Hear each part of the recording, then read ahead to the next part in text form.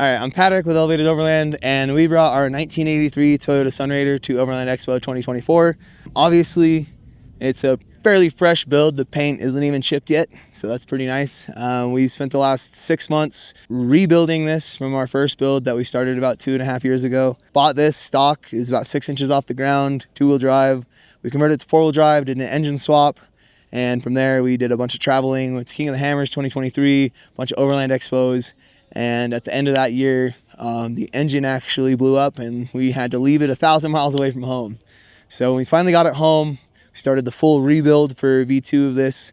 It escalated completely out of control. We have bypass shocks in the front, solid front axle. We completely shaved and tucked the engine bay. Did a lot of performance modifications, headers, intake, exhaust. We have a supercharger.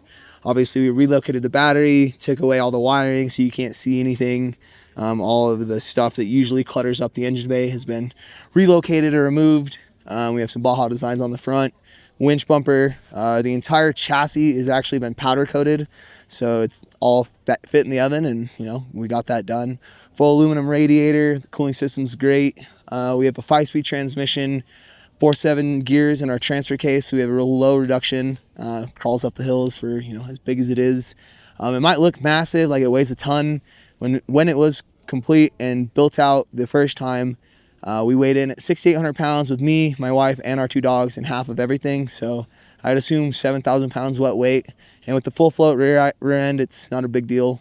This time around, we actually cut the chassis off at the cab and built a custom rear chassis. So it's 3x5, 3/16 wall all the way back. It has 1-ton Chevy leaf springs in the rear, 529 gears in the differentials.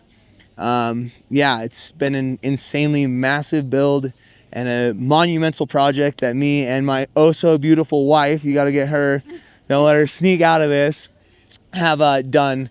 And it's cool to see it out here at the show finally, because it's been 6 months of blood, sweat, and even a few tears to get here. So I'm very excited with where it is. I guess backstory on why I built this is 7 years ago, almost to the day, we left on a month-long road trip, me and my wife, 2 dogs, in the back of a Toyota Tacoma with a camper shell, and we wanted something just a little bigger, so I went to build like a Chinook, which is a smaller Toyota camper, and I started an Instagram page just to document everything, and I gained traction on Instagram, had someone reach out wanting me to build one for them. So instead of taking the rig that we finished and traveling in it, we sold the rig to fund the business, and here I am 7 years later, over a dozen rigs that we've built at the business, and now I'm closing the business to go do that again because we missed out on that opportunity.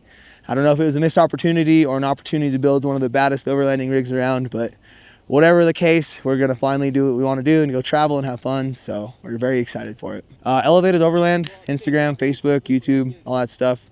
We haven't focused too much on the YouTube side of things because, man, it's hard.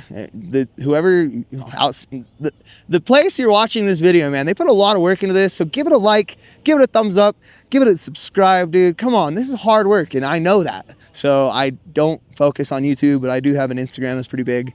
And once we shut down the shop completely, we'll be doing more content because it is a very full-time job to create content, as weird as that sounds. So, but yeah, hopefully we can create content with you guys soon some more, and yeah, have fun and go wheeling and travel, do the thing.